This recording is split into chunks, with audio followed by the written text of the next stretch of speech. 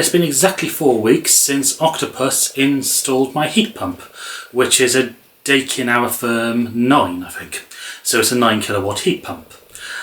So in this video, having had it for basically a month, I thought I'd just talk about a few things that I do not like about the heat pump. There's lots of videos out there on YouTube about what people do like about their heat pumps, so that's covered to death, and I'll probably do my own video at some point in the future as well. But on this one, I'm just going to have a look at the things that I don't like and see if they're actually that major. So as always, before I go on, please make sure you hit the subscribe button. It massively helps out the channel. Okay, so first thing I don't like about this heat pump is the size of it. So when we had it installed, or when we were going through the sort of ordering process, I looked at the size of it so I could see the size of the unit online.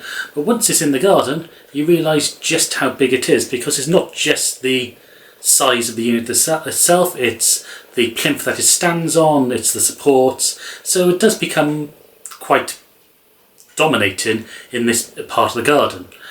Yes, and I know I've got a swing in front of it, which isn't brilliant, but since it's summer and I'm not using the heat pump that much, it's only on in the evening, we've decided to put the swing in that area.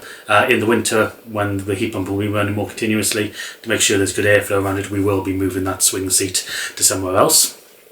But as I say, it is quite a large unit. Luckily we have got a big back garden, and because of this wall from the old coal shed, most of it is obscured from view, but it is much larger than what you would probably think it would be.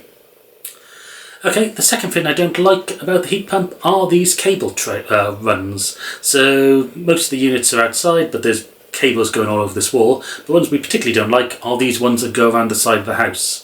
So these cable runs, there are a couple of earths, which are because we had the gas boiler, the gas disconnected, so they had to run an earth back from the old gas pipe around to it, and then take another earth into our under the stairs to have to link it up to the water pipe there. And also going under the stairs is the wire for the little control unit and thermostat that goes in the house, and then there's another wire that goes to the front of the house, which is the climate sensor. So there's a lot of cables going around. If we knew there were that many, what we would have done is taken up the patio, so they could have laid it under the slabs to make it look a bit neater. And also, I think if the installers had been a bit more aware of what was having to happen, they could have run all the cables together rather than doing it in separate runs, because they did the under the stairs and the climate sensor, and then they realised they had to do the earths later. So it'd be nice if they managed to do them all together, and then they could have tied them all together and put them in some sort of one sort of cable tidy, I suppose. Again, that's not actually a major thing. When we come to renovate the house, we can paint over them and do all that sort of stuff, but it's still just a little bit annoying for the time being. So the other thing I don't like about the heat pump is the noise of it. So again, I'm very well aware there's loads of YouTubers out there who have stood next to their heat pump and done the David Attenborough, I'm going to whisper and show that my voice will still carry over the noise of the heat pump sort of idea. So it's not to say that the heat pump is noisy. Also, you also see people with devices for measuring the sound.